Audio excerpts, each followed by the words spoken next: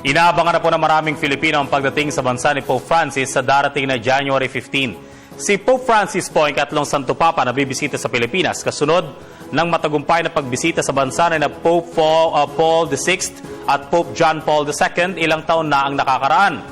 Bukod po sa paghahandang pisikal sa naturang aktibidad, mahalagang maunawaan ng bawat isang mananampalataya ang diwa nito o ang diwa ng pagbisita ng Santo Papa sa pamamagitan ng pagkakaroon ng matibay na pananalig bilang tanglaw sa landas ng buhay.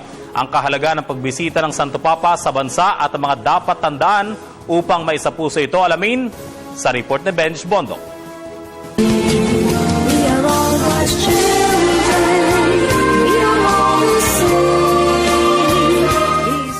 Matapos ang pagbisita ni Pope Paul VI noong 1970 at ni Pope John Paul II noong 1981 at 1995 sa bansa, muli na namang guguhit ng kasaysayan ng pagbisita sa Pilipinas ng kauna-unahang Santo Papa mula sa Latin America, si Pope Francis. Ang pangyayaring ito, hindi may kakailang inaabangan at pinananabikan na ng marami nating kababayan. First na sasabihin ko, una mag-thank you muna ako kasi nag-give time siya na magpunta dito sa Philippines. And wish ko sana sa kanya, marami siyang ma-inspire na tao para alam mo yun, mabawasan ng konti yung mga gulo, especially dito sa country natin. Una ko sabihin, papasalamat kasi pumunta siya dito sa atin. Tapos tatanungin ko siya kung ano yung mga proyekto niya para sa simbahang Katoliko at para yung paglaganap ng Christianity outside ng Pilipinas. Kasabay ng pananabik, dapat na maisapuso ang kahalagahan ng naturang aktibidad tungo sa paglago ng buhay espiritual sa gitna ng mga hamong tila nagpapahina rito sa kasalukuyan. Ito ang diwa ng Lumen Fidei o Light of Faith, ang unang encyclical letter ni Pope Francis ng mahalal bilang pinuno ng simbahang Katoliko noong Marso 2013. As a theologian, he saw that there was a need to preach about the importance of faith even amidst the technological advances and the dominant rationality that had characterized postmodern time, the time at the same of secularization, where people tend to abandon their faith with the teaching of Jesus in the gospel.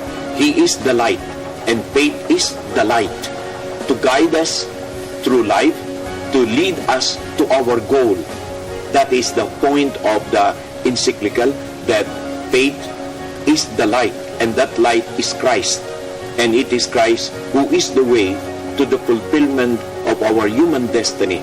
Sa kanyang pamumuno, nakilala rin si Pope Francis sa pagiging bukas ng kanyang isipan sa iba't ibang isyong kinakaharap ng lipunan, lalo na ang kahirapan.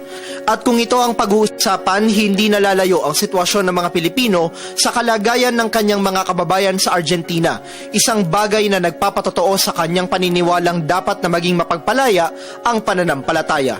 Liberation theology is the liberation of the poor, and it is this theology of liberation that has given us our theology of the Church of the Poor, that the Church necessarily must be for the poor, must be of the poor, that the Church must take the lead in the liberation of the poor from poverty and from suffering. And the concept of the poor is not just the economically poor, materially poor.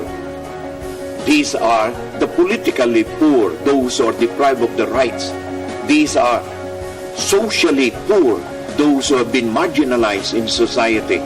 Sa halip rin na maging hadlang, tila isang biyaya pa ang pagsalungat ng mga kritiko sa ilang mga simulain ng Santo Papa. There were bishops and cardinals very evidently not very happy with everything he was saying or he was doing. And what he said for me is very indicative. He said, it's good, it's a good sign when people oppose. Then things can be worked out. Then dialogue can take place. That openness to be corrected if necessary. And that boldness and courage to correct others. These are characteristics of Pope Francis. Boldly, he corrects and calls attention to issues that need to be corrected. But at the same time, he remains open to criticism because he knows that he needs the guidance of others, that others too can be instruments of the Holy Spirit. Ang pinakamahalaga sa lahat, ipinaalala sa bawat isa na isabuhay ang mga aral ng pananampalataya tungo sa pagkakaroon ng buhay na ganap at kasiyasiya. Follow Christ, to serve Christ. That is what we are hearing now from Pope Francis. It is Christ that all of us, led by the Pope, need to recognize and to rediscover for ourselves and for our time. Para sa Telebisyon ng Bayan, Benj Bondo.